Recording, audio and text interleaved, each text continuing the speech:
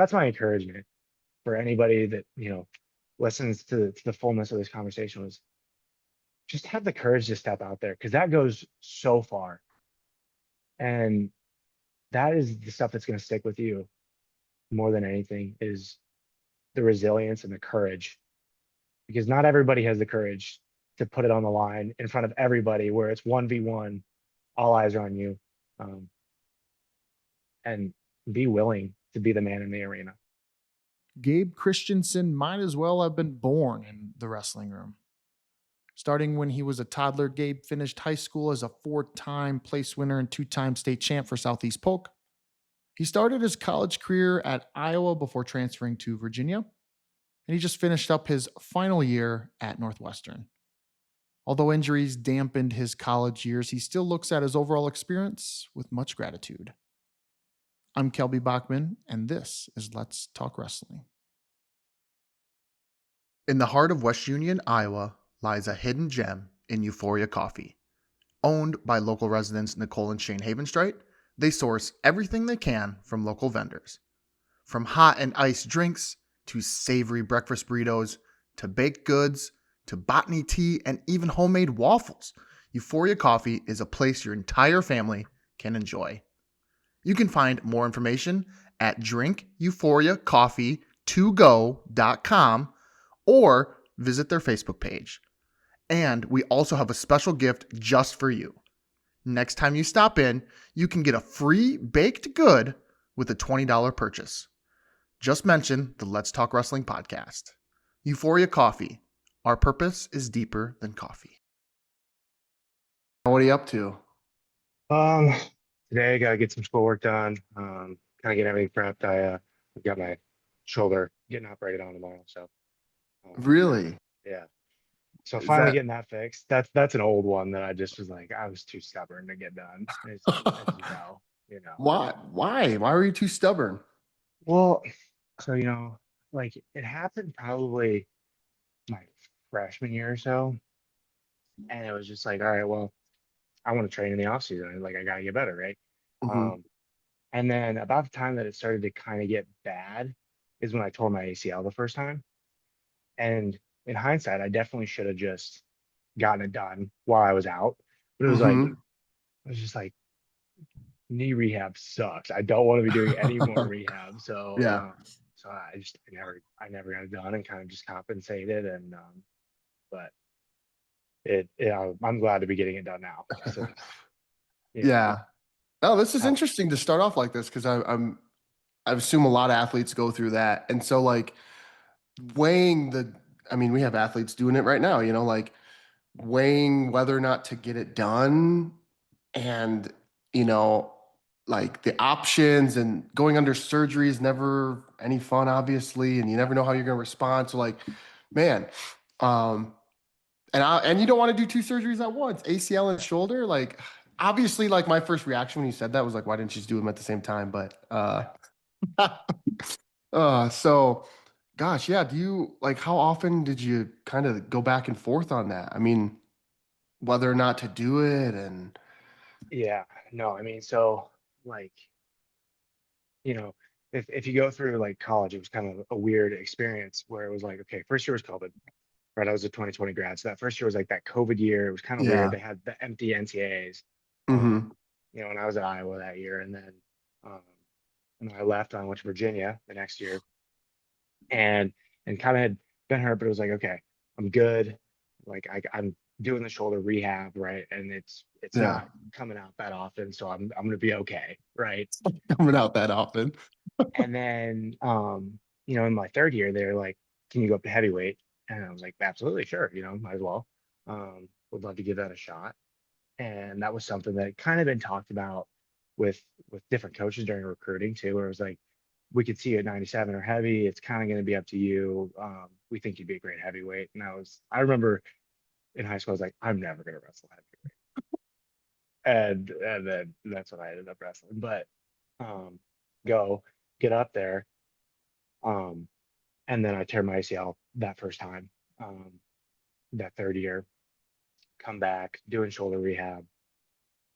Everything's fine with the shoulder, um, and then tear my other one.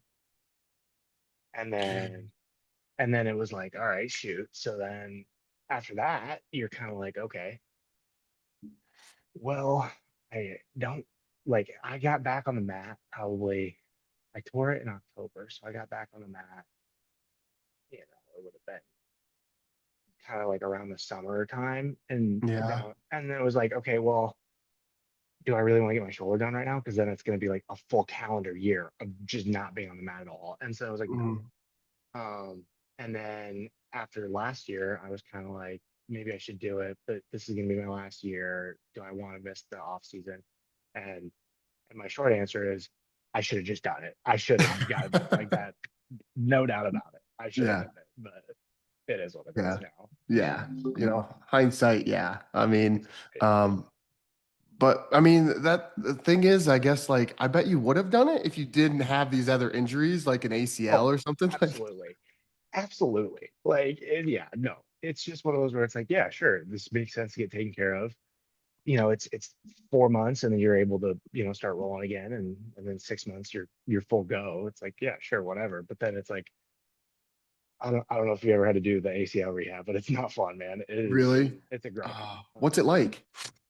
So yeah, I mean, for the guys going through it, it's it's just kind of like every day you show up and you're like, it's gonna be a rough day.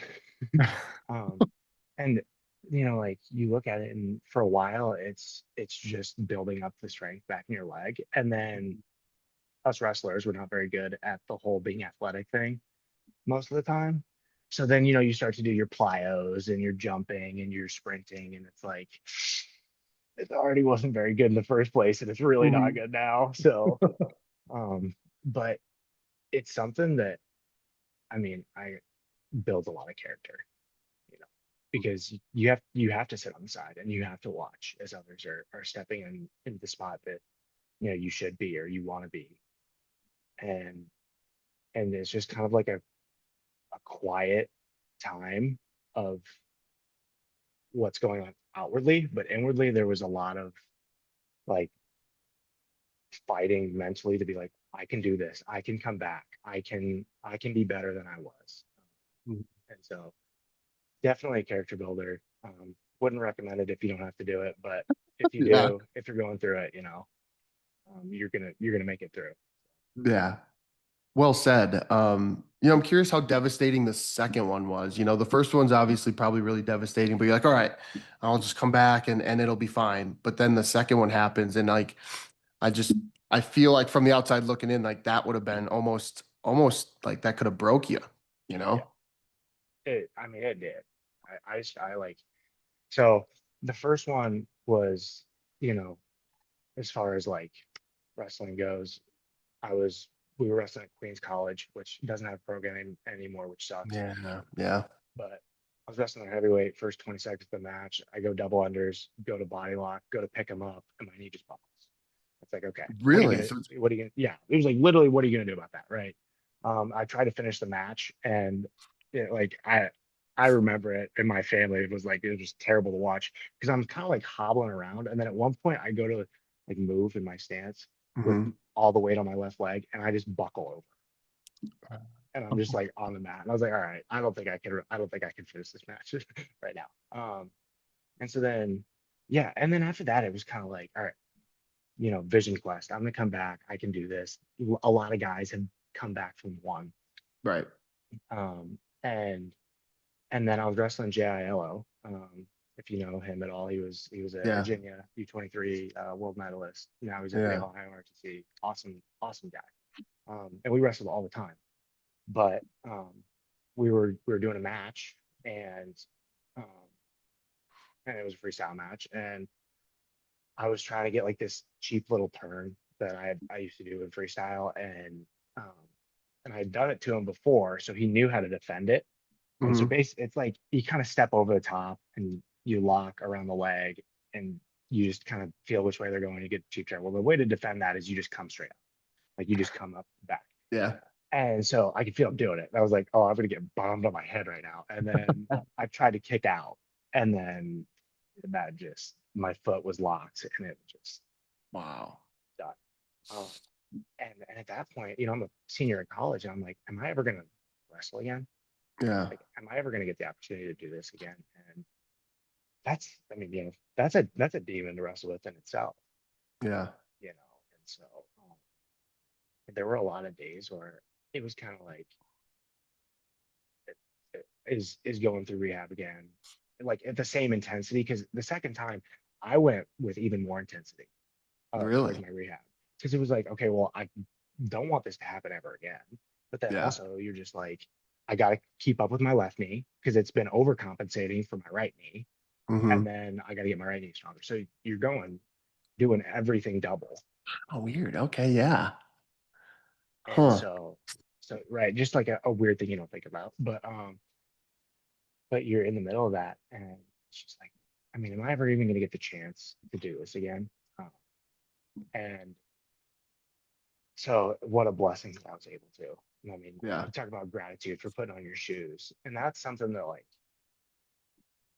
I think experientially, the gratitude for putting on your shoes is something that is going to stick with me always, uh, beyond the injuries.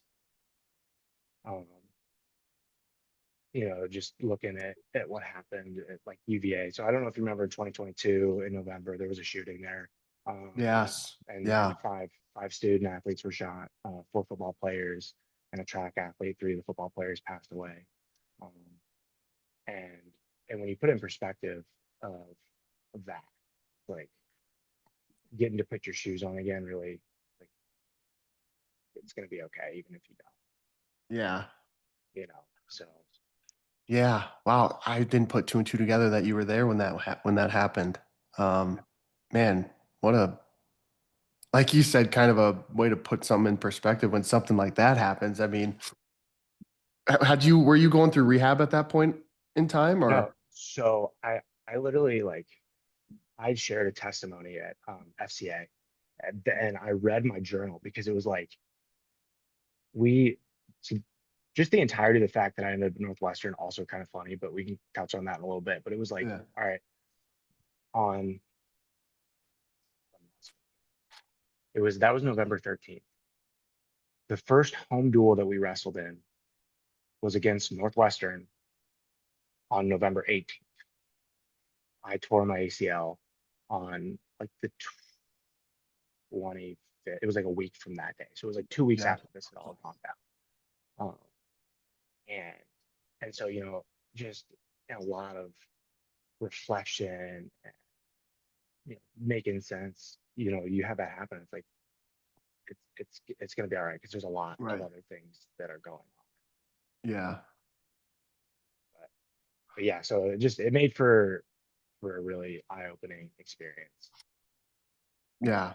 You know, when you were saying that like you had your second ACL and you were wondering like, gosh, am I going to be able to come back? So I'm wondering if like this past year being able to wrestle was just sort of maybe your most free year of college where you were just like, I'm just happy to be here. I'm just going to let it fly and this is just going to be fun and I'm excited just to wrestle because of where I've come from and how I've gotten here. Like I'm just this so maybe I don't know, was this maybe one of the most maybe not fun, but sort of, but also just like a relaxing year of just you have no pressure, Yeah, you know? it definitely was. So like that fifth year when I came back, the like I was like, okay, I can do this, and I still felt like a lot of pressure that I still had to meet the expectations that I had when I was 18 years old, when I hadn't Right. had any injuries, and it was, the world was my oyster, and Yeah. now there's a little more of reality that's kicked in, um, and I still have this super like cool vivid memory. The first duel we were back, and I go out and I get to wrestle, and gosh, and I was borderline in tears before the match starts, just because I was Oh. able to be out there, right? And so I have to rein it in, and I go and I win the match. But then after the match, um, like got a standing O, which was pretty cool, just because everyone that like all the Virginia people knew, right? Hmm. And then I go over and my Wow. teammates just swarm. Like I just get in the middle of this huge swarm. And it was like that was such a blessing to have such great teammates and people that were surrounding me. Like I don't know if I would be able to have competed again without the people that were around me, that support system. And then, you walk into this year and I like played around with going down to 97. I got down to 97. And then like all of the injuries, the funny thing is I figured, oh, if I go down again, all my injuries are gonna go away. That's not what happened. Um, and Wow. so like it just like my knees were getting feeling worse. My shoulder was coming out a little more often, just having elbow issues too. And so then it was just like, okay. The coaches were gracious enough to let me go back up to heavyweight. So I was super undersized. Um, and then you step in and it was literally just like, I'm so glad I just get to wrestle. Yeah. I get to wrestle. And yeah, you know what? I'm undersized and it's gonna be hard, but it's wrestling and wrestling's a hard sport and it's gonna be okay. And I was just super blessed. And a lot of the guys in the Big Ten too are super friendly. They're just awesome guys, right? So Yeah. it's like you're wrestling your friends, and like yeah, you know what? They win, I win, doesn't really matter. Like because in 20 years, if I see him, it's literally gonna be like big hugs. What's up, dude? I haven't seen you in forever. How have you been? Right? It's Yeah. um, and so you think about like wrestling some of those matches, and it's like, yeah, you know what? I'm gonna go for the double overthrow, and if I don't get it, I'm gonna be okay. It's gonna be all Yeah. right. Yeah. And if I do, then great. But that really did fear, like eliminate the fear of winning, losing Yeah. on a brand new level. So Yeah. I remember I watched, it was random because we were just sitting in the office and the Midlands were going on and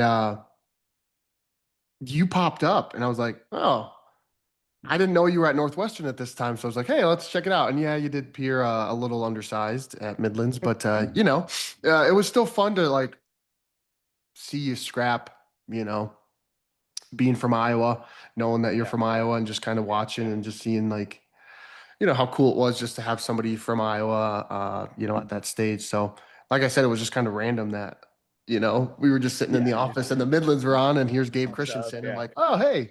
So, what led you to Northwestern in the first place? yeah. So like, I finished up master's degree at UVA last year, and at that point, um, you know, Garland and the Paulsons and Ian Parker was still there at that point. Yeah. You know, they just we were all talking and hey man, um, honestly we figured you'd be ready to be done.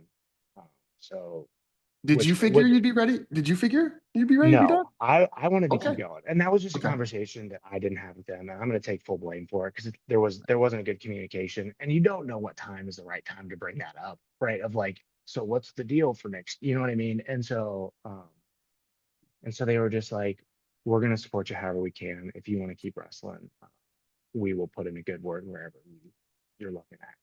Yeah. And so then took some visits to some schools, and Northwestern just made the most sense um, across the board. And like, I really clicked with the coaches. The guys here have been awesome and super blessed to be around them. It's a young team, and so I kind of got to step into an older leadership Yeah. role a little bit. And so you come here and like, man, we're on the lake right Heck now. yeah. Yeah. Yeah. Like there's some nice perks to it too. And great school, and that's something that is also important to me is having Yeah. a good education. So Yeah. Shout out Coach Oliver. He's an awesome guy. dude, Um, that guy I rocks. yeah, I had him on and I saw him at NCAA's and was able to chat with him and his wife for a second. And yeah, super awesome guy. So it's kind of nice to see you at Northwestern with him because yeah, I like that guy. He has been one of the like best influential guys. I love the way he thinks about wrestling. Yeah, right. Like he makes it such a game, and like I'll be watching.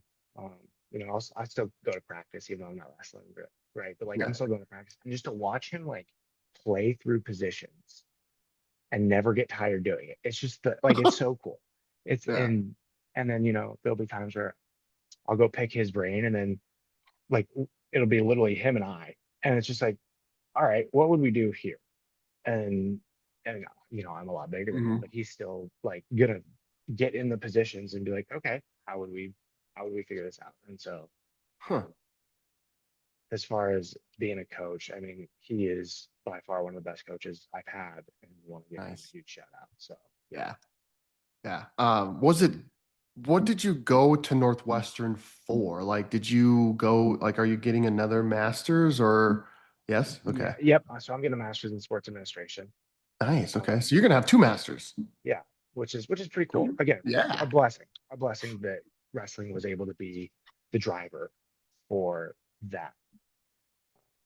And obviously sports administration is pretty applicable to Uh-huh. what we're invested in. but Yeah. uh, but yeah, no, I mean, my hope with that one day would be that, just I mean, with the nature of college sports and especially wrestling, it's like I would like to be in an office where I can stand up for the sport. Yeah. We see CBU, right? I'd like for somebody to stand up, Yeah. you know um and so that's just something where it's like, if you can be that person, be that person. You know what I mean?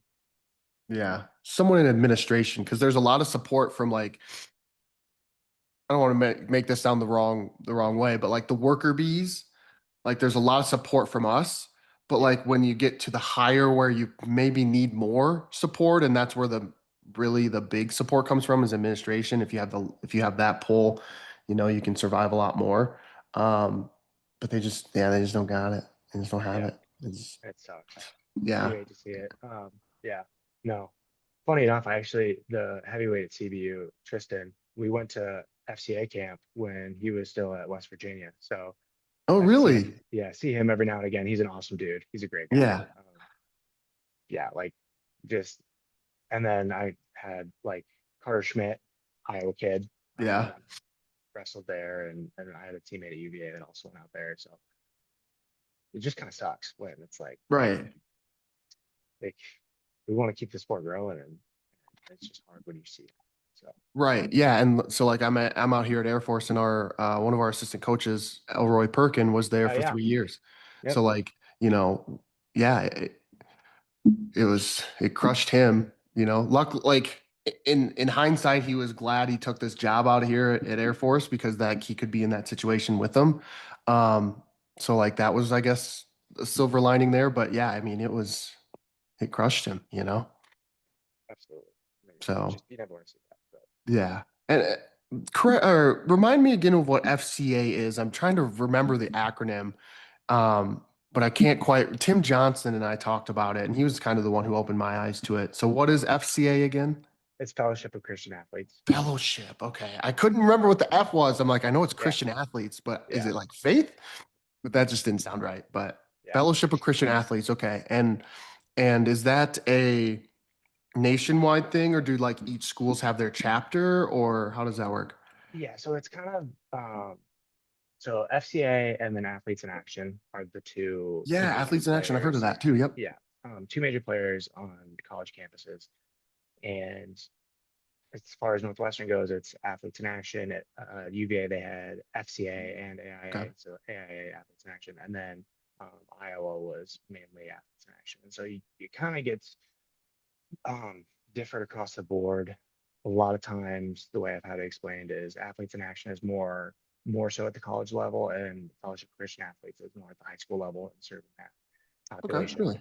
Um, but yeah, nationwide, and it's just kind of cool, especially with Athletes in Action Chicagoland.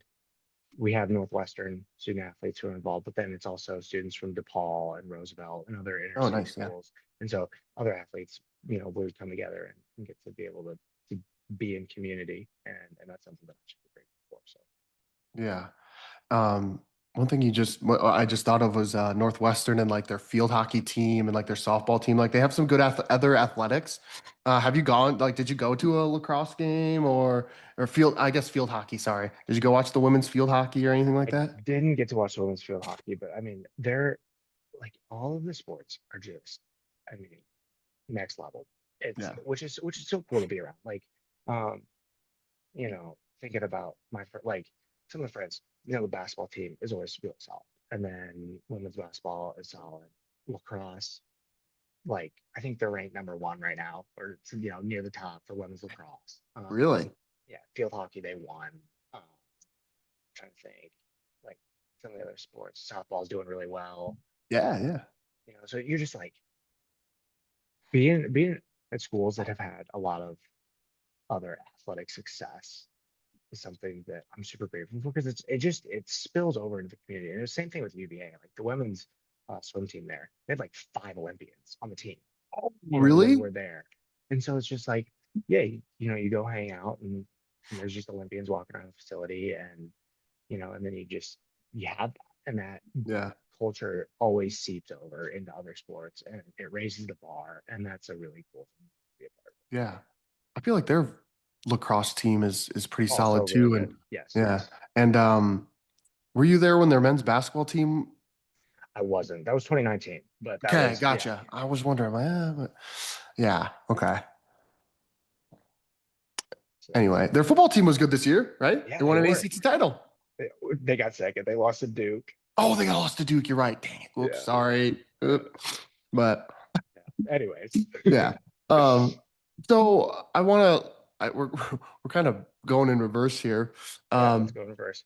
yeah. But I'm gonna go all the way back to kind of you growing up and like growing up as the son of Jason. Was that a big? Was that like a big stigma? Did you have to like kind of almost build your own path in a sense, like get out of his shadow? Not intentionally. It's not like Jay. It's not Yeah. like your dad Right. purposely made this blanket over you, but or the shadow, but because of who he is. Yeah. Um, I mean, maybe that would be the case. I would never consider it that. So like I think the last time that my dad actually coached me was like sixth grade. Really? Yeah. And we had tried a little bit when I first got to high school. And we like sixth grade, it was like he was like, I don't want this to become a sour relationship, so I'm gonna hand you off. And I Mhm. appreciated that so much. And then, we got to high school and we're in the same room again, uh, and he kind of tried to step in, and I was not receptive to it because I was 14 years old and I thought I Right. knew everything. Of Um, course. Yeah. and and so then, he was receptive to that and handed me off to Jasmine Smith. If you remember him, two-time Yeah. All-American for the Hawks, and so he really shaped my wrestling for the most part. But my dad, something that I'm so grateful for was that he wasn't so hands-on that I hated the sport. Um, Mhm. and I never felt the pressure that I had to wrestle. It was just always that I wanted to wrestle and I want to be around my dad, right? Like you have a Right. dad he's always in the wrestling room, so I want to hang out with my dad. I'm gonna go to the wrestling room. You know what I mean? Yeah. Um, and it's just super cool to see the way he led in real time, right? Like Hmm. before that, it was like dad's a coach and whatever. And I think Yeah. all the guys on the team are rock stars, and I'm glad I get to go to practice. And then, when you're in it and all of a sudden you make a mistake as a high school kid, and then it's your dad who very well could, in front of everybody or at home, make a fool of you, but doesn't, Mhm. and shows you what it means to be a great leader. Um, that like some of those things just stick with you, and obviously, I hope that everybody gets to have a mentor like that. But I've been definitely blessed with having the dad that I do. So Yeah. Did you realize like when did it kind of start dawning on you that he is, like when people say Jason Christensen, like that name carries weight. Like was there a moment or were there like times when you started to realize like, wow, okay, like he's not like to me he's dad, but to other Yeah. people he's like they put him on like kind of this pedestal, you know? Yeah. I think, gosh, what would it have I think it would have been kind of like around junior, senior year of high school. Oh, Obviously, really? well, and it was mainly because it was the guys that I had wrestled with would come back and just talk so highly of it. And Hmm. it's like these guys that, when I was a freshman, you know, um, I'm really looking up to, and freshman, sophomore, and then they're just speaking so highly of them. And and so you think about, that freshman year, like Gavin Babcock, who plays professional disc golf now. Um, just absolutely, Really? yeah, he's rocking it. Um, like just awesome dude. And he'd be like, you don't realize how much your dad shaped, my view of wrestling in the world and how to work hard. And then, Cody Wonderlick, who, played football at Central College, and him just talking about, hey, this is what shaped me to be able to be a great football player was because of what, and kind of like, oh, my dad's had an impact on a lot of people, Hmm. which is really cool. And in a lot of ways, that's a high bar because you Yeah. know I want to be able to impact young men the same way, and I think that because of the way that he kind of showed me this was providing me a way to be able to know, hey, this is what I can do, and this is how impactful this really is. Yeah. What about your mom? You know, was she just along for the ride, or was she also as heavily invested in the sport, as the rest of the family? My mom is a rock star. My mom, like unsung hero or coaches' wives, and my Yeah. mom is just genuinely one of the most selfless people I have ever met in my entire life. Um, she would be so invested because she knew that my dad cared and I cared, so she cared. Hmm. And she has done everything in her power so far to make sure that both of us can succeed. And I mean, she's seriously just a saint.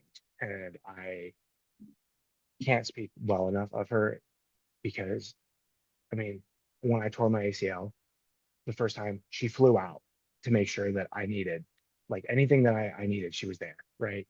And, in high school, driving, driving me to practice and, making sure we had food for whatever. And it was like my dad would be like, hey, this is kind of the stuff that Gabe needs to be eating before I really understood what I need to be eating. And she'd go Yeah. out and get it and make it and never complained, just always showed up and was present and cared. And Hmm. like that is, I mean, everyone always tells me like you got to marry well, and my dad definitely married well. So Yeah. Yeah.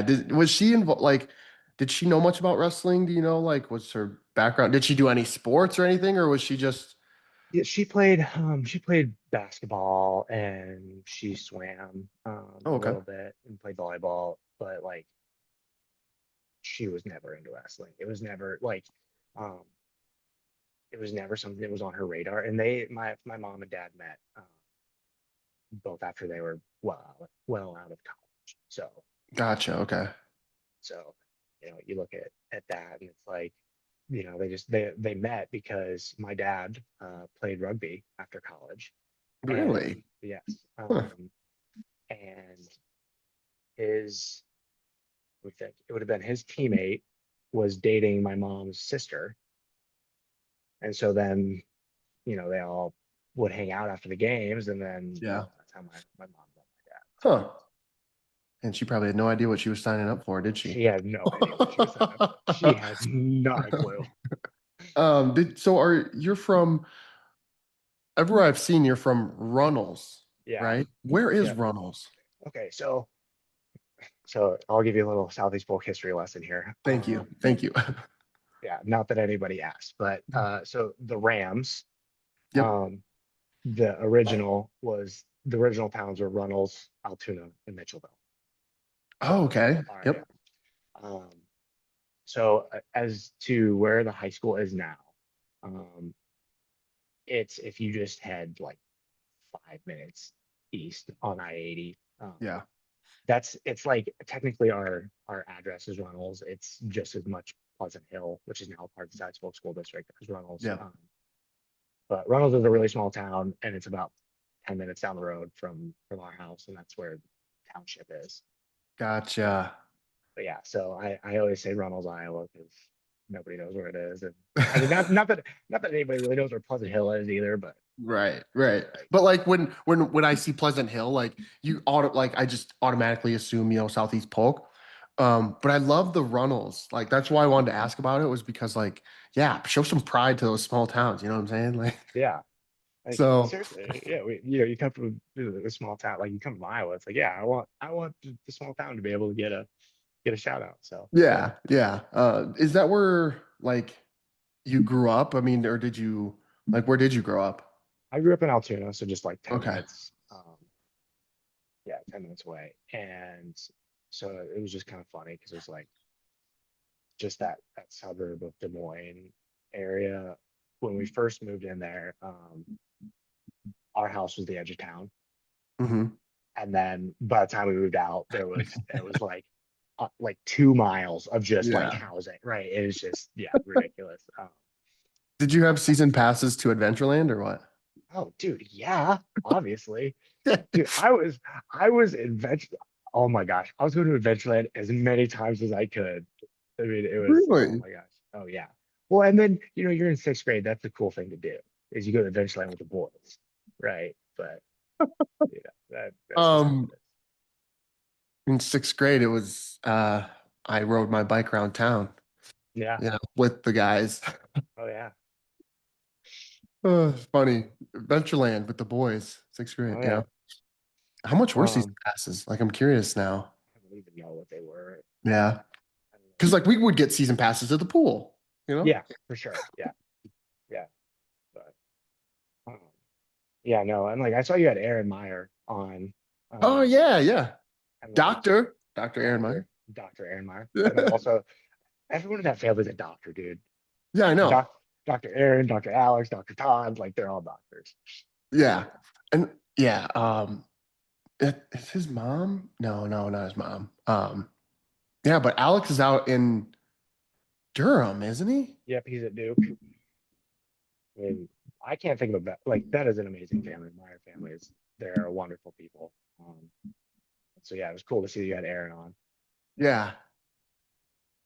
Yeah, it was just I don't know what made me think of Aaron. Like sometimes I just see people and I remember them, like kind of like yourself, like, hey, I remember Gabe Christenson, like just being as a follower of the sport, and Mhm. it's just like, hey, wonder what he's up to, and Yeah, like let's see what's going on and how we got to where he is. So it's been kind of fun to just see a lot of different people's perspectives. Like Aaron Meyer went to Palmer yeah. chiropractor school. Like I didn't realize he tore his ACL. Mhm. I think he tore his ACL. Is that what he said? Yeah. And that Yeah, I also think so. yeah, and that helped shape his chiropractic mindset a little bit is, oh, this is what these people are going through. Yeah, So, absolutely. Yeah, no, and and like, go ahead. no, I was just gonna say you were old, you were younger than him, so you weren't quite on the same team as him, but yeah, anyway. Yeah, no, I mean, I was just gonna say like, you never know where the conversation is gonna go, when we hop on, and it's just funny because it's like it could end up being like I had no idea. I was like, okay, you know, who knows? Because I figured, okay, probably talk about my dad at Doan, and obviously I want to give a shout out to him right now with what he's Yeah, doing, no, yeah, yeah, yeah. Yep. and which is just so awesome. I figured, maybe some Sally's folk stuff. Honestly, like I was like, as soon as I tell you sports administration, if we get into like NIL transfer portal stuff, I can yap on that for out, right? So you Really? never know. Oh my Yeah. gosh, that's a soapbox, but oh, that just with the way that that's going right now, Yeah. or talk about FCA or you just never know, and so it's just cool when it's like it's just felt pretty natural and flow and kind of gone through there, but yeah, no, you just never know. Yeah. Well, so I lived in Omaha for 8 years, Hmm. longer than that. Oh, geez, I'm losing my timeline. It's been probably 12 years. 12 years. Yeah. I've lived in Omaha for 12 years. So when Doan got that job, I was like, oh, cool, you know. And I know there's a couple guys floating around Omaha that like were seemingly good fits maybe for that job. And all of a sudden, yeah, here comes Jason Christensen. And I was like, wait a second, didn't you like quit coaching? Not quit coaching, but like, you know, Yeah. you step back from Southeast Polk and all of a sudden now you're back and I'm like, it was a curveball that I did not see coming, Yeah. honestly. So, I mean, what did you talk to him about it much? Or how did you kind of figure out that that was something he was interested in? Because I mean, he'd been living in Runnels, you know, Yeah. for how long? So, Yeah. Oh man. So like his whole thing was after I graduated high school, he wanted to be able to um, follow me and right. in my career. Super appreciative. Again, really great dad move. You know Yeah. what I mean? Um, and so when this came up, it was like, this is, I mean, that guy loves Greco more than anybody I've ever met. Really. Yeah. And so he was like, the only way I would want to get back into coaching, and he was still involved. Like he still was still doing Iowa USA wrestling stuff, Oh, and right. Yeah. still Yeah. like he still was involved. He just wasn't at the helm of a high school program. And so, uh, but when this opportunity came up, he was like, I have to at least put it out there. And it was like, Sure. yeah, Yeah. Yeah. college, like, I mean, it was like a no brainer to at least give it a shot. And, um, in very typical fashion, he just dove right in and, um, and he's done it. Honestly, like part of the reason that I look so highly at my father as a wrestling figure is because I watched him coach. He kind of was willing to step back from coaching me, and then watching him step into this new role and just over exceed. I mean, I think he was supposed to have like, I think their goal for year one, like calendar year one, he started on June 1st, was to have 15 athletes that included with the folk style team. So you could have guys in the folk style team that were also technically on the grid. Okay. He's got like 30 something right now, Wow. right? He's got 30 something athletes that are getting to compete overseas. He's taking all of his kids to compete in, any tournament that he can get into. He's getting to the OTC when they can. Um, and he's setting up like he's just setting up this program to hopefully continually be successful. Yeah. And he was like, that's what I want to do is just I don't need I again, such you know, such an awesome thing to hear your dad at a leader's day. He goes, I don't care if I really get to see the fruit, like the total fruit of this labor, Correct. Yeah. but I want to know that when it's passed off, that somebody is able to just fly, Yeah. right? And most of the time you hear, I want to be the one who gets the glory. I want to be the one, and I mean anyone in coaching knows that's just not the case. But like Yeah. to hear him say, "No, I want to set somebody up so well that like that they're gonna have to try and fail, like genuinely, like Yeah. throw everything out the window, right? Like the systems are in place, the kids are in place, the relationships with donors, administration, staff, parents, the kids on the team all in place so that Greco can help grow and Yeah. be something that the United States thrives in again. I mean, it was something that they were so good at for so long, and he has the biggest heart to see it grow again. So, I love it because, like, you know, we have a guy on our team, Soren Herzog, who's a two-time world team member, yep. you know? And so, like, there are guys out there, Carter Nagel, um, All American. And part of the reason why is because he, Just Yawson kids, dude. yeah, exactly. Yeah. And so, like, he's going and he's wrestling Greco. Like, that's his thing. Like, there are kids out there that are talented that want to do Greco, but like, it's so, like, wrestling's already niche. Freestyles more niche, Yeah. and Greco is like the niche of niche. So it's Yeah. so hard to, but there are kids out there. Joel Adams is another one that just came to mind. Mm, Like yeah. yeah, but they just don't have anywhere to go. Yeah. Yeah. Um, No. and real quick shout out to your mom. Once again, I mean, she's just like, sure, let's move and go to Doan. I forget where Doan is. Is it in Crete? Great. Yeah. Crete, yeah. You know, and she's just like, okay. Yep. We're doing it again. Again. That's when I say all-star mom. I got one. Yeah. So yeah. No. Um, Yeah. And yeah. then to see just like at Doan, I mean, again, a really cool thing that they're willing to support Greco and Correct. Yeah. just Right. get a college education. And then, I mean, like honestly, you go and you know, when my dad first got there, he was like, I just need you to come see it. Like I know I know what you're thinking, right? You've been at these really big, awesome D1 schools. Just come see it. Mhm. And it's a beautiful little campus. They've got a really nice room.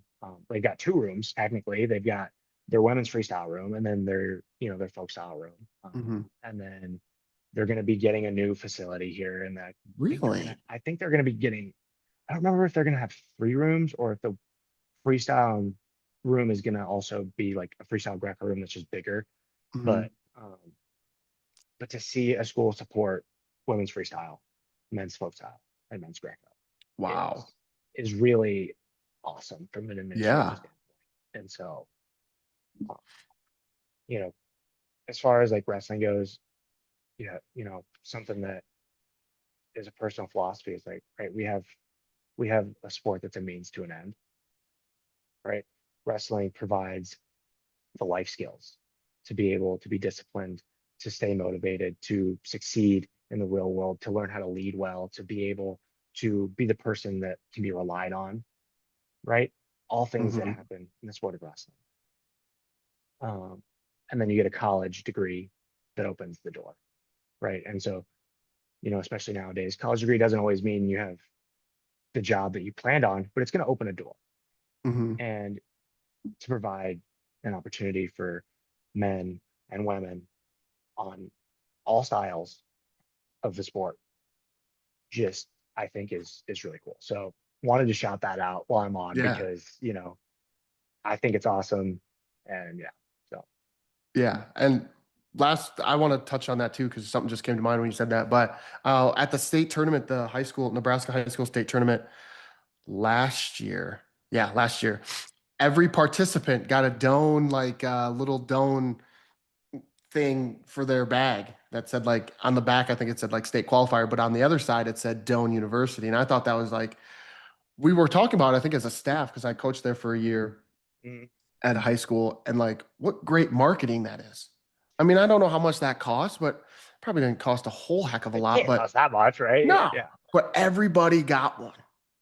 And so, and everybody had it on display like it was pride, and there was Doan everywhere because of yeah. that. So, like, I don't know if your dad was part of that, but that was really smart on whoever's part that was. I don't think that was him, But but that was good marketing. yeah, Go go Doan. yeah. And I was gonna say, like, also what you said about the means to an end with wrestling, and like it gives us a chance to get an education. I was just thinking about like the the colleges that have wrestling, like really prominent institutions have wrestling. You know, like we're in a pretty nice spot where like Ivy Leagues have wrestling, Northwestern, Stanford, like really good institutions with really high academic standards have a sport for us. Yeah, You know, like that's kind of nice. yeah, You know, yeah, we got like an in almost. yeah. There is. I mean, there isn't it. Yeah. And you know, you look at the kids who wouldn't otherwise be able to go to school, and then they get a chance to go to Harvard, To Virginia. Virginia is a really difficult school to right? get into. Isn't that really high academic? Yeah, it's a high academic school, and so it's like, I mean, listen, again, I am nowhere special as far as intelligence goes, but if anyone would have gone off of my test scores in high school, I wouldn't have even sniffed an application for Northwestern, right? Like, Yeah. but because of wrestling, there's an open door to show that I have a work ethic. I am able to do Mhm. this. and then I'm able to be a part of something, and that's something that I'm just passionate about, being able to give others, Yeah. right? Because I know there's so many that are equally, if not more, invested, and they want the opportunity. So yeah, Yeah. that's definitely something that's pretty cool about the sport. Yeah. Yeah, for sure. Going through your high school career a little bit here, like, I mean, did you have some success as you were younger, like because of not because of who your dad is, but because of the knowledge he was able to maybe like kind of bestow onto you that, you were maybe a little bit ahead of the curve in that aspect, that you had just better training at a younger age than some kids? Is that, Mhm. if that makes sense? Yeah, no, absolutely. So I mean, this is where I'm just gonna give out the shout out to Jessamine, because he seriously was the one, like, you know, youth star phenom, not me. I did not win an AAU state title, right? Like, and I placed twice. Um, and Were you doing other sports during this time? yeah, I was. Okay. Um, but I get into high school, and like after that eighth grade year, and I just started working with Jessamine. I mean, seriously, like if you ask, if you call actually anybody from like my time Yeah. before, they will give you horror stories of Of of what? of wrestling with Jessamine, and just like Willie has this story where Willie Nicholas, Yeah. he has a story where Jessamine walks in, and Willie saw him walk in, and he was a little bit behind him, and so then he goes locker room, and he changes, and he comes to the restroom, and Justin's standing in his stance with the lights off on the line. It's like no Why shoes are the on, lights off? Why are the just lights off? I get right, like because it's scary, and he could like, and so he turns on the lights, and Willie goes, honestly, he may have been there all night. I might have been hallucinating, I don't know. And so it's just a funny story, but like, I mean, yeah, no, that's what it'd be, is you get up, and part of the reason that I think Sally's Polk saw some success, obviously, my dad was a head coach, and I think Jessamine never always got the shout out that he deserved, but like rain or shine, whether anybody was in there or not, 6 a.m. he'd be in there waiting for somebody. Jeez. Um, and so, you know, knowing that, it was like, yeah, I'm gonna take advantage of that. Um, and so, we'd be in there 6 a.m. and I would get my butt handed to me every morning at 6 a.m. and shoot, that was just the way it was, because, you know, I wanted to be great, and I knew that a pathway to doing that was being with Jessamine. And I mean, he shaped so much of how I wrestle and how I thought about wrestling. And yeah, so then like kind of sharing those moments with him were really special. And I mean, we still chat and all the things, and have a good relationship. And so Yeah. those those mornings bonded us for sure. Did you surprise yourself then a little bit when you got on the podium as a freshman? Not really, just because like Jasmine instilled it. Like, yeah, you could be there. You belong here. Yeah. You belong with every one of these guys. Um, and that was always, the belief that he instilled, was like, you always belong here because you've put in the work. Um, and so, like the quick walkthrough is like, I was happy to be on the podium freshman year, and Right. and I believed I could be there, but like I was happy to be there, right? Sure. Yeah. Um, in the sophomore year, I was devastated that I didn't win, and that was, a good bracket, right? And that was the year before they started seeding it, and so the guy, it was first, third, fourth, I think fifth, and, well, I don't know if eighth or something, but we're all on one side of the bracket. So, you know, And they um, seeded. You said this was the first year they seeded it, right? they didn't see, this is the Oh, they last year they did. didn't. This is the Last year last they year that did. they didn't. Okay. Yeah. And so I lost to Tyrell Gordon twice. And he wrestled at UNI for a couple years, and he was an NCAA qualifier. Super tough competitor, and Yeah. but yeah, and then junior year was kind of like, we go and my expectation was I'm gonna win. Yeah. Um, and then um, and I did, and that was great. And then senior year, like after I'd committed to Iowa, it was kind of like, you know what, everybody wanted their best for me, and I definitely felt that. And I had put probably far too much amount of pressure on myself during that time, but still was able to get the job done. And Yeah. uh, and yeah, and like I I enjoyed it. It was a good experience. Um, and then that kind of like leads into college. And as far as mindset goes, and that was really hard to wrestle with, like internally. And something that I always tell guys, What was really hard to wrestle with internally? like, okay, I was the guy, and Yep. then all of a sudden I'm not the guy. And Yep. then all of a sudden I get hurt and I don't have the same body anymore. And like that was, you know, it's just hard because I had such a level of expectation Mm-hmm. when when I left high school, um, of what I was going to achieve. And I think that's a normal thing for a lot of guys. Um, but you go and uh, I'm super grateful for my time in Iowa and the experiences that I had and what I learned there. But I realized I just didn't make the right choice of where I needed to be, and so I did something about it, right? Um, and then you go, and then it was like, okay, I'm behind JILO here. He's gonna graduate. I'll step in the lineup. Things are gonna be good, right? I was wrestling really tough. And then next year I do, and then I get hurt. Mm-hmm. And then okay, Vision Quest, like we talked about, and the Yep. next year I get hurt. And then now all of a sudden it's like it's your fifth year, and it's the first time I've been able to have a full season. Um, Yeah. and so mentally, like I look back now and I'm like, dude, where did the time go? Because all like I mean, I still remember, scrapping with new assistant coach Jacob Warner, and like he's an awesome dude and just a fierce competitor. And now all of a sudden it's like he's the assistant coach. I'm in my sixth year. What happened? You know? Uh, and so like wrestling through like it's not about only the results, um, was something that I really, really had to do.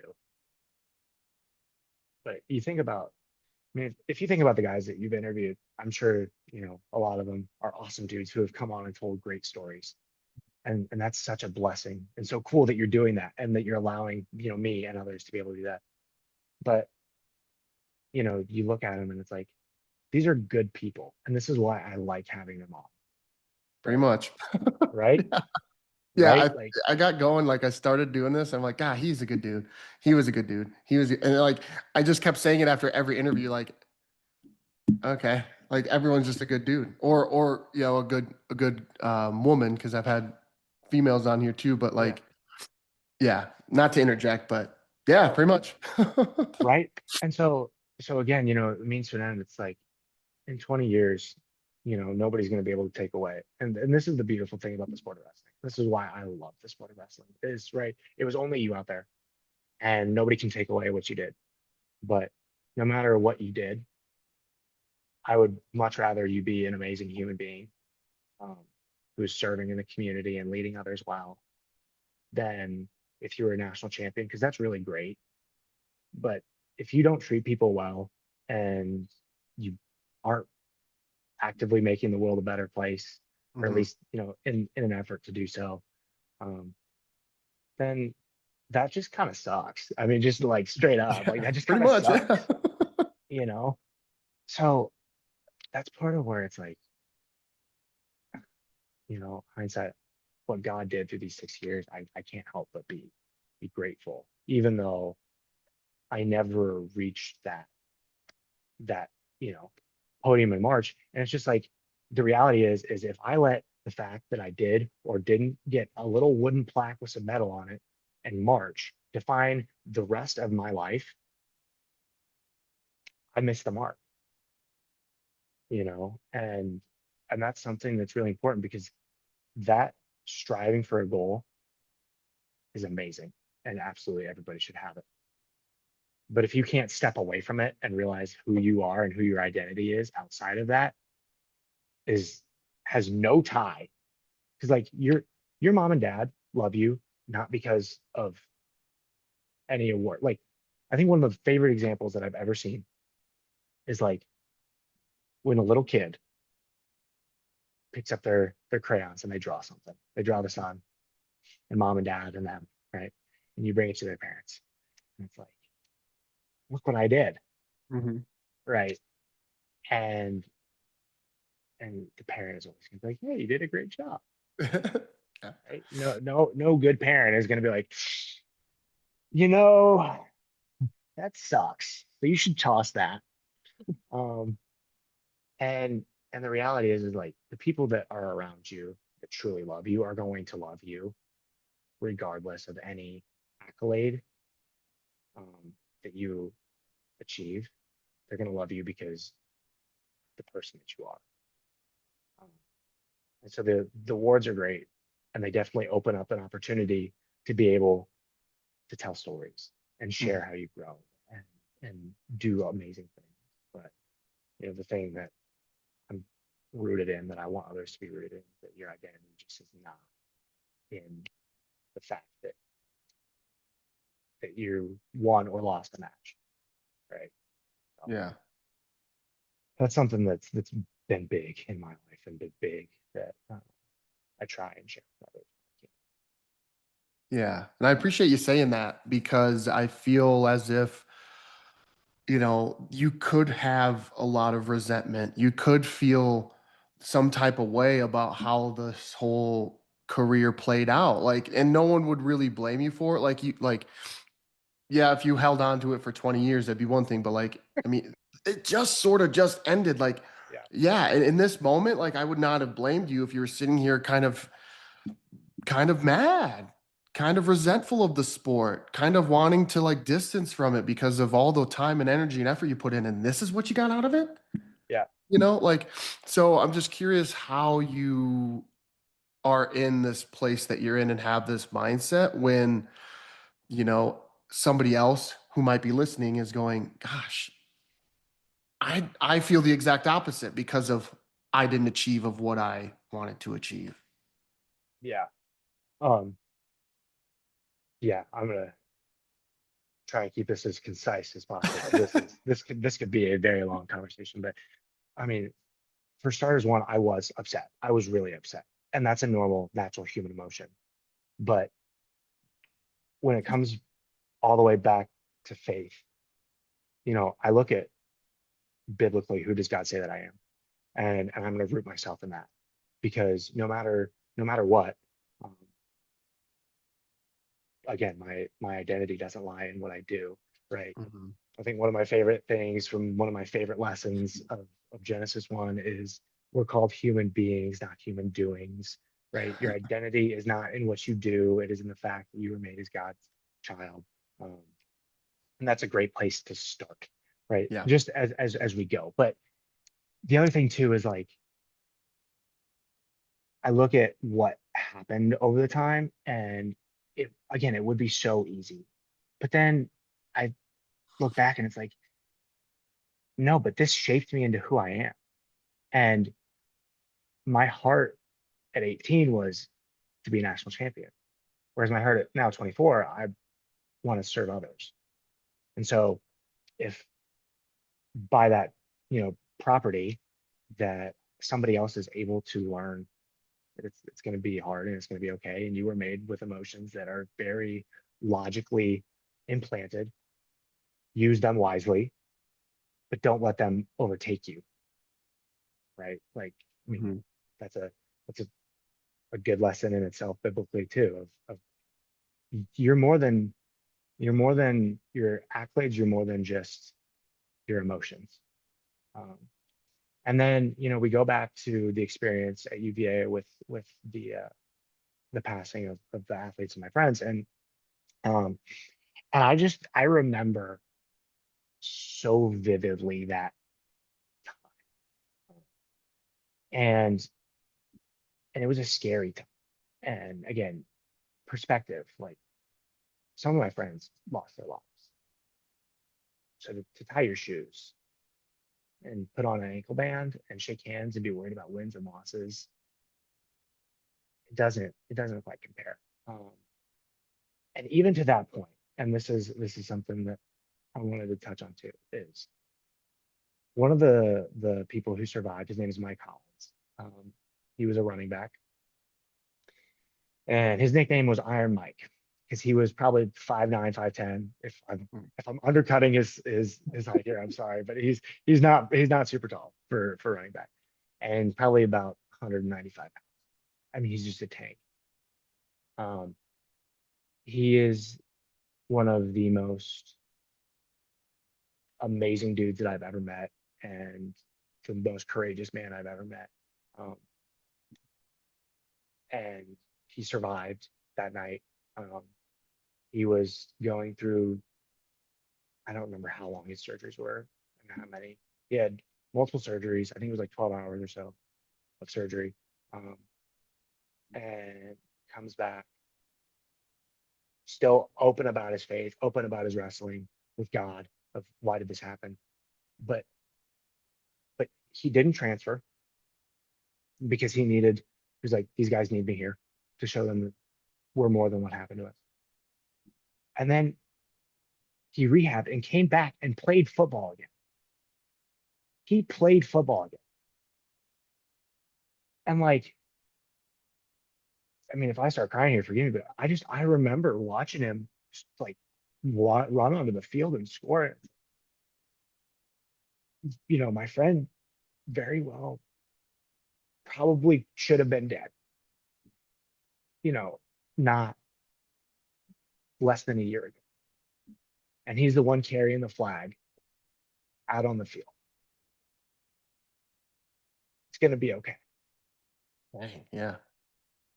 Um, and so, you look at Wow. that and, and just those testimonies and those stories, um, the resentment is fair. It's okay. It's okay to not explore it. I was pretty upset too the last time I took my shoes off, Mhm. but to step back and say, I got to do this. And there are a lot of people who don't. Um, there are a lot of people who would give anything to, for the first time, strap their shoes on. My aunt, another one of the other things that I look to for motivation and encouragement is my aunt teaches special needs students, and bless her soul. One of the kids that we worked with was named Gunner. He has cerebral palsy, um, and something about him was that he loved wrestling. I mean, I think he loved wrestling more than most guys who ever wrestle. Like he just absolutely loves the sport. Um, and I remember my dad sharing a story before practice. He goes, and Gunnar was sitting over there, and he points at him, and he's like, "That's a kid who would give anything in your shoes to run out under the lights and shake hands and wrestle 6 minutes just one time. He would give his entire life to be able to get to do that." And you think about that, and it's like wins and losses kind of go out the door.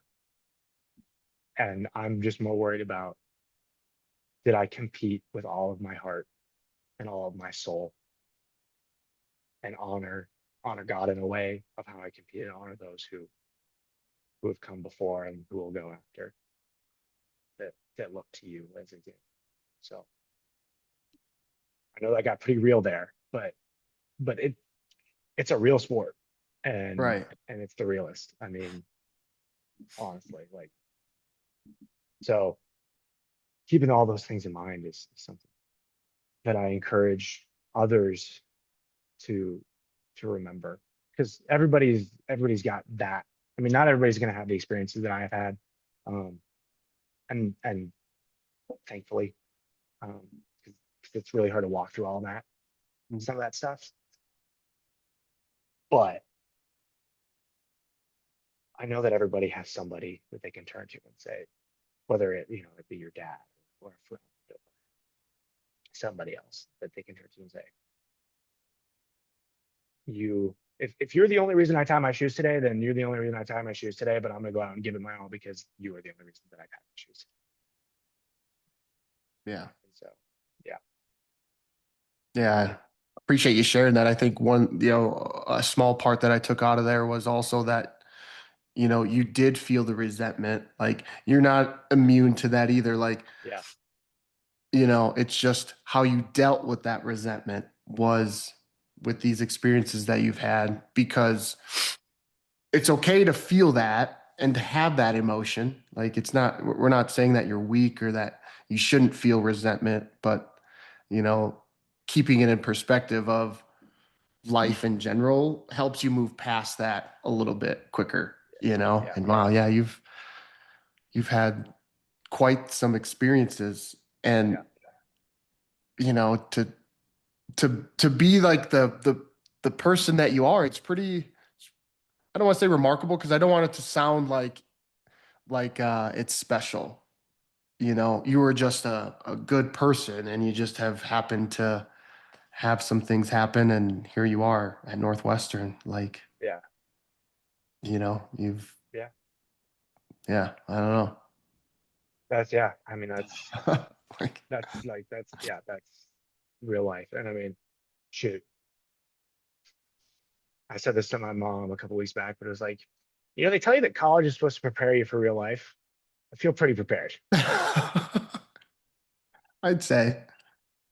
So Speaking of that, what is kind of next for life for Gabe?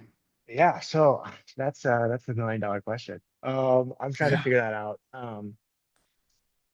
I am interested in getting into coaching and Okay. would love High would love school to or serve college, or do you have college. a college? Okay. Yep. Would love to serve kids in that capacity, especially as this I look and see, you know, this is the first time that kids are really on their own. They start to take shape, and it's not what mom and dad said, and it's not the high school community. It's like you kind of just get to become who you're going to be, Yeah. right? And so get to be able to serve kids in that space and lead them and show them, hey, this is what I've learned in my experience. And I think, the funny thing about being a college coach is that a lot of people can coach wrestling moves, but not a lot of people can care for students well. Um, 100%. and so that's where I think the money's made is you see the guys who care for their student athletes well, and those are the kids that walk away with the best experiences, regardless of accolades. And so, you know, being able to step in, serve those students, and then ideally get them as far as they can go on the in the sport, and then be able to say without a doubt, the kids that walk out of that room are prepared to step into whatever aspect of life that they step into. Um, that's kind of where I'm looking right now. Just as far as like athletic administration goes, a lot of I, again, I don't write my story and I don't write it very well, even if I did. But if I was going to be in an AD's office, a lot of them want coaching experience. Um, and then, so yeah, there's your fun fact. To be a Yeah. lead administrator, they want coaching experience because they want you to Sure. know what it's like, right? Understandably, I would hope Yeah. so. Um, and so um, after that, looking and being able to step in for universities that have wrestling and advocate for them and advocate really just for all Olympic sports and both men's and women's, because with nature of NIL and rev share and the portal right now, they need an advocate and they need somebody standing up for them, and that's something that I really would like to do at some point or another. And as far as that, like, means to an end education and then being prepared. My undergrad was in education. So I got an undergrad in education. I got a master's in commerce, so business from UVA, and I'm getting a master's in sports admin. So ideally, I'd like to be able to like, you can just throw me whatever industry and I'll figure it out. You know what I Yeah. mean? But just knowing how much I care about the youth and kids and how much sports resonate and how much sports teaches.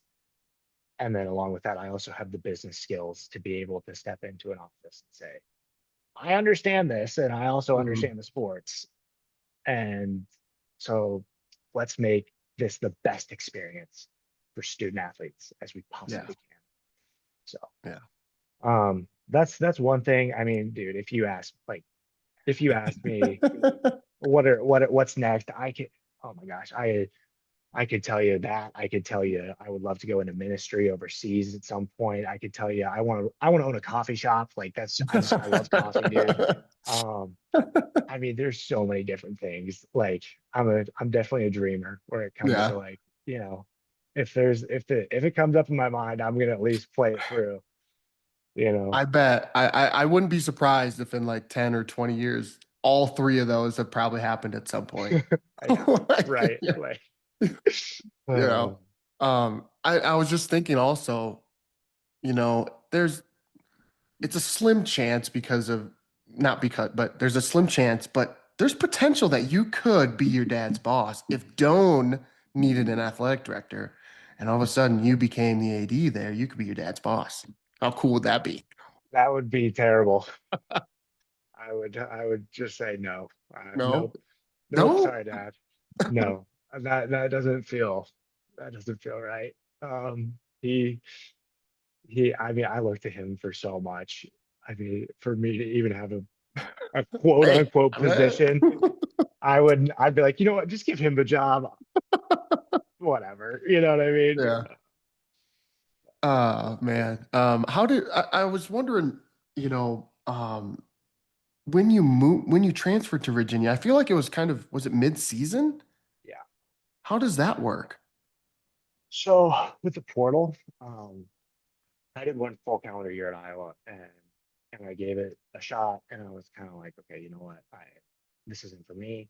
Um, Yeah.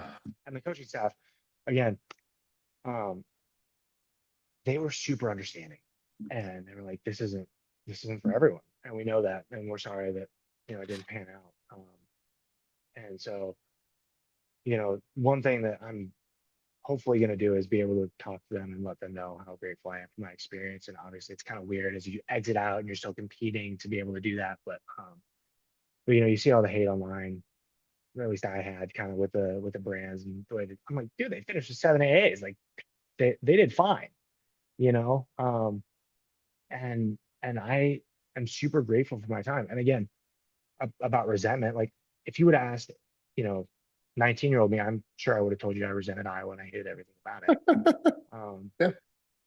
but but now you look at it, and it's like, no, I'm so glad that that was the experience. And where was I going with that? Iowa. What was the question? I'm sorry. No, you're good. So you kind of transferred Oh, mid mid-season. Yes. season Okay. because There we go. when does the portal? Because I'm like, is the portal open? So the portal open. Oh, well, at this point, like the portal was like always open. Okay, So this is before they had changed the rule. So the portal was always gotcha. open. But if I would have transferred in at the beginning of the semester, then I would have lost the full year. And because I would have transferred um, like in the same calendar year that I was at a different university, but because I started school in the spring term, um, then I didn't lose it because it was technically 2022 that I Okay, transferred in. Um, and at that point, I just didn't know if like some of the schools I was looking at, they were like, you're gonna step in right away and you're gonna wrestle. Um, and so then that was kind of hard because it was like I knew at Virginia I was gonna be behind Jay, and but then at other schools it was like, okay, well, I might be the guy. So it was kind of hard of like, do I rush a decision or do I try to make, the best decision for me? yeah, And Coach Garland and the Paulsons, and at that point it was Jack Mueller. Um, they were super understanding, and they were like, dude, yeah, we just gotta get you here. We just want you here. Hmm. And so with that, like a great coaching staff, but they accommodated and made it work. So Hmm. How did you know you wanted to go to Virginia? so funny, Or that they were funny. like yeah, that they were an option. Cause Yeah, I don't know. At this point, like I didn't know what you were thinking, you know? yeah, for sure. So as far as that goes, like again, funny stories of schools that I go to. But when I was in sixth grade, my dad took me to my first overnight wrestling camp. It was with Trent and Travis Paulson, and I loved the way they taught. I loved their systems. I loved how they operated with kids. I loved just the way that they were doing everything. And so I told my dad in sixth grade, I was like, I want to wrestle for that. And when they were at Iowa State, that was like, okay, I'm gonna go to Iowa State, Yeah, yeah. you know. And then Iowa State cleared house, and so then in high school the top two were Iowa and Iowa State, and Iowa because I just always loved Iowa, and grew up wearing Hawkeye breeches, and you know how it is like. Hmm. But then Iowa State, you've got an all-star class of Hawkeyes now leading the Cyclones, and I was kind of like, okay, maybe this makes sense. And it was just hard because I also like my aunt, same aunt as I mentioned earlier, Hmm. she was super good friends with Mike Zadek, who was, on staff at the time. And so then it's like, I've got Mike who, you know, again, awesome dude. And he was the kind of coach where if you said jump, I'd say how high, Hmm. and so that was a serious pull to Iowa State. And then, all that happened, which was unfortunate, just the way that that all panned out. But he left staff, and so then that kind of made the decision harder. Um, and then it's like, okay, well, I guess Iowa made more sense, and I was excited about it, Yeah. um, but it made to me it made sense at the time. Um, and then when I left Iowa, it was like I'm gonna call Travis. Um, and so then I called Travis, and we just kind of kept in contact throughout that time, and I went out on a visit and absolutely loved it. Um, and I was like, okay, yeah, this definitely could be the place for me. And so yeah, and it's much easier to know what you're looking for when you've already been in college. True. And so when we talk about NIL, transfer portal, recruiting, all that stuff, right? Like I'm biased. I think especially in undergrad, you should get a freebie, right? And we don't see it as much in wrestling right now. Basketball, football, we see it a lot more, but um, you can't expect a 16-year-old kid to make a educated decision on the next 5 years of his life on a weekend. And that's just the reality of it. And it's like Yeah. you hope, but Right. sometimes that doesn't pan out. And that sucks. Like again, you never want to see that happen, but it does. And so as you look at transfer portal stuff, it's like, okay, yeah. But with Trent and Travis, I love the way they coach. They are I will sing the praises of the UVA staff until kingdom come. Um, like anybody else, they have their flaws, as every other staff does, as we all do, right? But as far as like people, culture, um, and honestly, some of the best technicians I've ever met goes, like you got it there too. So Yeah. yeah, so I really did love my time at UVA. I also like, or, what you kind of just made me think about was things in college athletics change so quickly and sometimes they blindside you. So, like Mhm. with you, you may have made a different decision if Zadok had stayed and nothing happened there. But because it happened and maybe the timing that it happened, it kind of made you go, oh, okay, now I don't know. And so, like, you went with Iowa because I don't know. So you went with Iowa. Yep. Um, but like, what am I trying to say? So like, because things were happening and changing, you had to make a decision. Yeah. And when you make that decision and it ends up being maybe the wrong one, like you're saying, like a freebie would be kind of nice because of just circumstances are always changing. If that Yeah. makes any sense of what I just said. Yeah, absolutely. And I think you're absolutely right because like circumstances change so fast, and like you get a coach that leaves, like I look at um you know when I was in the portal this last time, and one of the places I was looking at was Northern Colorado, and Nickerson leaves, Yeah. and it's kind of like that would have kind of sucked if I would have committed and then he's just gone, and I don't really know because I like he's known my dad forever, and Yeah. so it's like I trust him. Um, And so, and then, so like you have kids and it's like, yeah, I mean, that seems like fair game, but then just also, as far as you're just a young kid trying to make the best decision, Right. sometimes that just doesn't pan the way that you think it does. But Yeah. a funny story about recruiting was in the portal after my freshman year. I went up to South Dakota State, and Cody Caldwell coached at Grandview Yeah. when I Yeah. was younger. And so we used to roll around all the time. And so when I went up there, I asked him, I was like, Cody, like, can you just shoot me straight here? Why didn't you recruit me out of high school? And he was like, well, I'm gonna be honest with you, Gabe. The reason that a lot of places I think didn't call you was because everybody just knew you were in Hawkeye britches, and all you wanted to do was Hawkeye, Hawkeye, Hawkeye. And Iowa State made sense because it was all Hawkeyes too. But like, just the way that you operated and the way that you made it seem, it was like Morningstar was in your corner at everything. And you were always, levitating over towards Morningstar. Like we all kind of just figured you just didn't want anywhere else. Um, which obviously I was like, I definitely was, but that sucks. Yeah. You're like, that sucks, dude. Yeah. Like, um, but yeah, no. And I mean, and I think about like kids, especially if I'm going to be a coach and recruiting, like look to what makes sense for you. You know, if just look to what makes sense for you. And something else too is like, it doesn't have to be D1. I know that D1's great, but like, there are guys who are real. I mean, Zach Glazier, right? Teammate of mine, awesome dude, right? He has an All-American plaque, and no one's ever going to be able to take that from him. And he got to coach with his brother and wrestle with his brother. And that's so cool. That That is was so awesome. cool. Yeah. You know what I mean? And so you're just like, that's awesome, right? And he made the decision that was best for him. And I think about like Joel Jesseroga.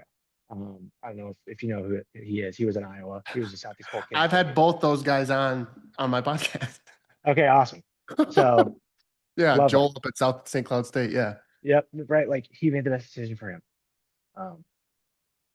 And so like you look at just the nature of what's best. You gotta weigh it out because it's so easy to be like, I want to be a Hawkeye. And it's great. It really is. It's awesome. It's a super cool experience. Um, but it's not everything. And that's something to keep in mind. It's something that I wish I would have kept in mind. But again, hindsight's always 2020. Yeah, I feel like everyone wants to be the guy at Iowa to run out and wrestle in Carver. Yeah. And there's only 10 guys that get to do that, you Yeah. know? So, yeah. Um, but it's also about just the best fit for you too. Like you're saying, you're kind of doing a good job of selling people on just finding the best fit for them. Um, and not closing any doors unnecessarily just because of Yeah. what division they're in or whatever, just because you don't know who they are or whatever. Like, because your dad's probably going to be going through that. He's going to be mailing out stuff. He's going to be calling people, hey, head coach at Doan. And they're like, I don't know who Don't you know. are. Yeah. Yeah.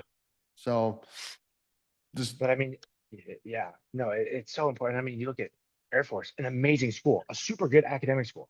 yeah. And also the Air Force is really cool. Like just personally, Yeah, I think the Air Force is it's really pretty cool. cool. It's pretty cool. Yeah. Right. Yeah. And then you get to wrestle there. I mean, if kids hear that, don't close that door, or it's like you look at Northwestern. If you're a kid who wants to wrestle in the Big Ten, but you're also somebody who knows that an economics degree from Northwestern carries some weight, like keep that in consideration because Sure. all of those things they matter, right? And sometimes kids don't think, they just think about where's going to be the coolest place to run out, and Right. that's a great thought. And like yeah, yeah. What? What are you laughing at? Well, I'm laughing and I'm like I was gonna say I'm throwing myself under the bus here. It's like like that first match at Big Ten this year at Penn State, right? I'm wrestling Mirasola and he gets in on a double, and it's like, and the first thing I'm thinking is I'm gonna go for a gator bacon. Terrible idea. I don't know why I thought that was a good idea, but it was like he gets on a double, and I was like, I'm gonna get it. Like this is gonna be the time because the first, I mean, you talk about a dude who's just insanely skilled, and like I mean, I know that bar is at 97, but like we were the same size, and I mean, like I just don't know if I've ever gotten pieced up like that in my life. I mean, it was just like, oh my gosh, when we wrestled in the duel, I was just like, what just happened? Um, but we go out and I was like, I'm gonna pin him with the gator bacon. I got pinned. I have never heard an arena get so loud at rec hall. Like, oh my gosh. And then I shake his hand. And I was like, oh, they're all cheering against me right now. I walk off and oh man, that was pretty funny. We all share and laugh after that. But it was just like, oh man. So running out and having everybody cheer for you, definitely a cool experience. Mhm. Um, Having everybody cheer against you, less cool experience. But Yeah. yeah. So again, it's over now. I've got no shame in how I did it. Like, shoot, I again, and that's the other thing of the resentment. Like, yeah, I didn't win some matches and I did win some matches, and I've got some funny stories from both. And that's what they are now is awesome stories that I am so grateful that I get to tell. Um, I'm not gonna sit here and try and be like, I was so good. I, it's just like, no, like, dude, we're just people. We share this experience of wrestling, and it's such a niche community. Like, we don't like, I don't feel the need to try and be a tough guy. It's like that's that's not me. Yeah. It's yeah. I hope the guys that I wrestled remember me as a fierce competitor. But I'm not gonna sit here and be like, try and hold anything above anybody ever. Yeah. So So let me end you with this then. There's been some highlights, there's been some lowlights. I want to end on a highlight. Like, is there something, a match or a moment that you've had, it could be a couple, maybe it's hard to narrow down one that sticks out in your mind of over the course of this wrestling career of yours that really stands out among the rest? yeah. I'm gonna give probably two or three here, and I'll keep them short. But um, the first time that I won state and hugging my dad after that match, and and that was just like a culmination of of legacy almost because my grandpa wrestled and coached, my dad wrestled and coached, his brother wrestled, and none of them had ever won a state title, and so I was the first one in our family to get to do it. And then also just like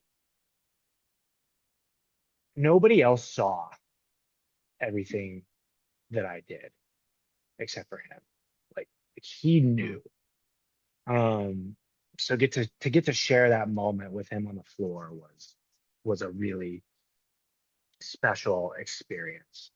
Um, and then after the second one would be like that's kind of the one of two, um, where it was just like that was a career and we got to share it together. You know, his entire Southeast Polk career coaching was my entire life. Like they moved to Southeast Polk because my mom worked in Des Moines. Again, also, we're gonna go back to shout out mom here real quick Yeah, because yeah. I'm never not gonna shout her out. So when my dad coached at Oskaloosa, my mom still worked in West Des Moines. She drove an hour and a half each way every day. Wow, so that what? he could coach at Oskaloosa. Um, and Wow. Did you like so even think about moving halfway in between so it was a shorter drive? I wasn't born yet. Oh, okay. So this is pre me. And then when they got pregnant, um, with me, and so then it was like my mom goes to my dad, and she's like, I can't drive Right. this far with a child. So then they pick up and move Sally's Polk, and so then the entirety of my life was Sally's Polk coaching. And so, um, you know, to get to share that with him, and then knowing that that I was the last medal that he ever hung around a high school athlete's neck. That was a cool experience. True. Yeah. Cool. Yeah, so that was cool. And then the other one was the one I mentioned earlier at UVA. So just kind of running through that was like our whole thing that year was it's just another day at the office, um, and never making it bigger than it is. And so I remember running out, and Ian Parker and Travis Paulson just another day at the office. Um, and I might cry at this. I usually do. But the song "Firm Foundation" is my walkout song, and so I hear Firm this. foundation. Yeah, it's a worship song. Okay. Um, and I hear the start of this, um, and that's kind of why I almost started crying because it was after everything that had happened, not knowing if I was going to get to be able to wrestle again, and then I get to step out for the first time. Um, the first time like really like in a while, and so I'm like holding back tears. I'm like, all right, I gotta lock it. I'm about to Yeah. wrestle this Yeah. match. Like I can't be crying right Yeah. now. And so then go out and wrestle and pretty well had a handling win. Um, and I literally just like could not control like after the match ended and the whistle blew and I got up and everybody started standing up, I just like started weeping. Right. Such a weird experience. Like you win a match and you're the one just like Right.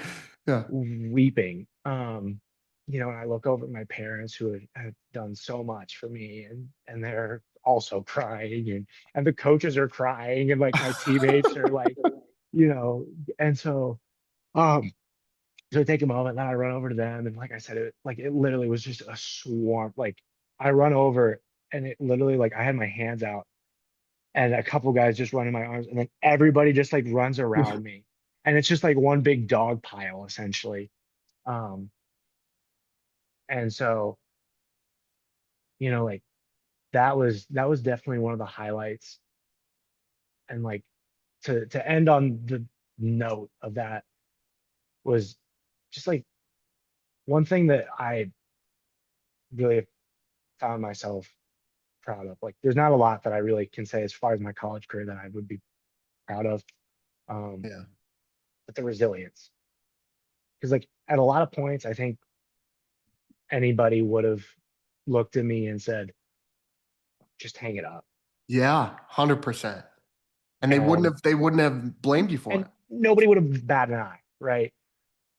But it was like, I'm gonna go out there and if it doesn't pan out, it doesn't pan out.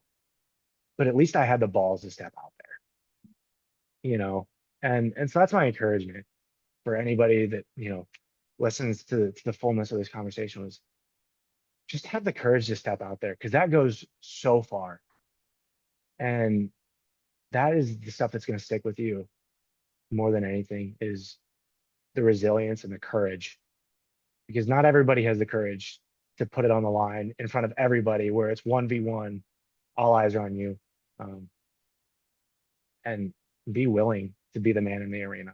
So that's what I got. Love it. You know, it's fitting. You said it was fitting that that's the way that things were going to end. I think that's a fitting way to end the podcast. You know, I mean, Yeah. I do have two more questions for you that I just want just Yeah. because. Um, Yeah. Sure. what was your favorite Southeast Polk singlet? I mean, I feel like you guys Oh had. my gosh, dude. Okay. So I love the plaid ones. I never got to wear it. Oh, you didn't? No. So I never went to a Bummer. flag one, which really was. Um, I would say I was always a fan of just the classic black Iowa. Um, Obviously they got new ones this year, I think. And I remember seeing that. And honestly I didn't love them, but Yeah. I like they're so cool. Yeah. I was like I loved the classic Cliff Yeah. Keen, just straight black Mm-hmm. SEP, the wrestling ram. I think that probably would have had to have been my favorite one. I'm trying to think if we got, yeah, we had a couple Nikes. We had like the Nike with the American flag like on the back. Yeah. That Yeah. one. Yeah. That one's cool. Yeah. One state in that one, but I was just always, if anybody asked, it was like I'm going black, back in black, Mm-hmm. baby, you know. Yeah. So Yeah. And then the other thing I was thinking about was I thought it was interesting that Southeast Polk, while you were there, won 3 dual state titles, but only 1 traditional. And I feel like normally it's the other way around that, like, you can win a traditional, but it's a lot harder to win a dual. But you guys, so I well, yeah, just was we like, I'm curious. yeah, so yeah. This actually the same question sparked, and I want to get your input. What's your favorite Air Force single? Because you guys have a lot of awesome ones. Yeah. But if I'll answer this one first. So the culture that was built so much on brotherhood, and like I got your back and you got mine because we've gone through so much. And I like, as far as teams go, I've never seen a team feed off of each other as much as we did. And like, I mean, I just remember, that freshman year, it was like it was really tight with Fort Dodge. And then Gavin Babcock got a pin, I got a pin, and then Cody Wonderlick got a pin, which was kind of a surprise. And then Grant Mhm. Dishinger got a pin, which was kind of a surprise. And then all of a sudden it just like broke the duel open. Um, and it was just like everybody is just feeding off each other. And the like relationships that we built were just so solid and built on trust of like, and I mean, this carried with me all the way through to college, but it was like, I trust that you are going to do your job just as much as you trust that I'm going to do mine. And because we've been through all of the training together, I know you're able to. So I'm just going to trust that you're able to, and you trust me. And then we go and we do it. And then, as far as like the traditional goes, I mean, sometimes that was just luck of the draw. And sometimes we had guys that just didn't put their best out, and that sucks. And that's the reality of the sport because it's a tough sport. Um, but whenever we were together and it was like as a one, as a team, I mean, you know, cliche, but it's like it was us versus everybody else. Thanks again for listening to this episode of the Let's Talk Wrestling podcast. Special thanks to my guest, Gabe Christenson, for taking the time to sit down and chat with me. Cover art created and designed by Kristen Gill. Please feel free to rate, comment, and subscribe to this podcast. You can also check me out on YouTube, Instagram, and my Facebook page to hear more of my content. And don't forget to check out my website at letstalkwrestlingpodcast.my.canva.site. And as always, be sure to tune in to hear the next guest of the Let's Talk Wrestling podcast. Take care. See you next time.